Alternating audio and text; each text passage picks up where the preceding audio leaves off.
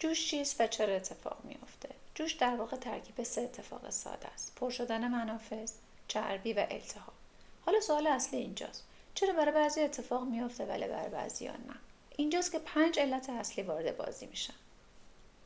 قوی‌ترین و شایع‌ترین علت جوش هورمون‌ها هستن. افزایش هورمون اندروژن باعث مسدود شدن منافذ و افزایش چربی میشه. برای همین هم یکی از دلایل جوش‌های روی فک و چانه منشأ هورمونی داره. درمان علمی این جوش‌های هورمونی چیا هستش؟ رتینوئیدها مثل دیفرین، ترتینوئین، آنتی آکنه‌های ملایم و کنترل خواب، استرس و قند خون. دومین علت انتخاب محصولات اشتباه هستش. خیلی‌ها با انتخاب این محصولات باعث بدتر شدن جوش‌های صورتشون میشن.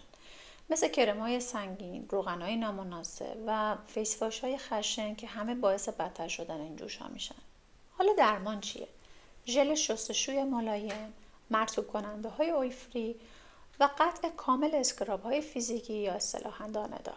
اگر تا اینجا ویدیو رو دیدی پس سلامت پوستت خیلی برات مهمه. پس یه لطف بزرگی در حق خودت ما بکن.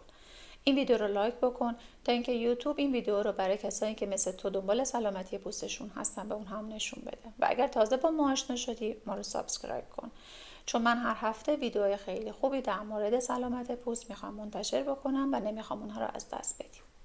علت سوم باکتری های پوستی هستن. این باکتری ها رو پوست همه هستن، اما وقتی که منافذ بسته هستن باعث افزایش رشد این باکتری ها میشن و ایجاد التهاب میکنن و این التهاب باعث ایجاد جوش های قرمز و دردناک میکنن. حالا درمان این جوش های باکتریال چیا هستش؟ بنزوئیل پروکسید 2.5%، رتینوئیدها، آنتی بیوتیک های موضعی با تجویز پزشک و عدم دستکاری جوش ها. و اما علت چهارم، سبک زندگی، استرس، خواب ناکافی، قند خون بالا و روتین های نامنظم همگی روی هورمون ها تاثیر میذاره و باعث بدتر شدن جوش ها میشه.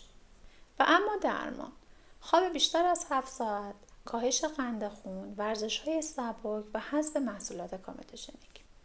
و در آخر علت پنجم، ژنتیک و پوست حساس. بعضی از پوست‌ها ذاتاً التهاب پذیرن. نه تقصیر تو نه تقصیر روتینته، بلکه باید محصولاتی رو انتخاب کنی که مناسب پوستت باشه.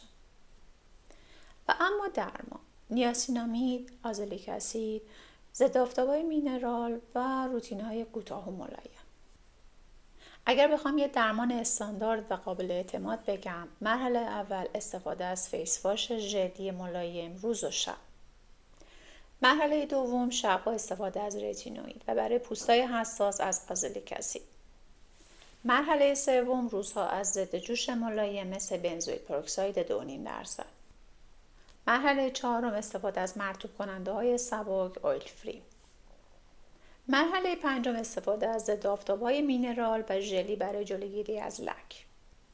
پس جوش فقط پوست چرب نیست، 5 دلیل اصلی داره: هورمون، ژنتیک، محصولات اشتباه، باکتری و سبک زندگی که هر کدوم درمان خاص خودشو داره. مشکل اینجاست که خیلیا علت اشتباه رو درمان میکنن و به نتیجه نمیرسن. اگه میخوای درباره درمان جای جوش یا رتینوئیدها از 0 تا 100 برات ویدیو بسازم تو کامنت ها بهم بگو، ما رو سابسکرایب کن و مراقب پوستت باش.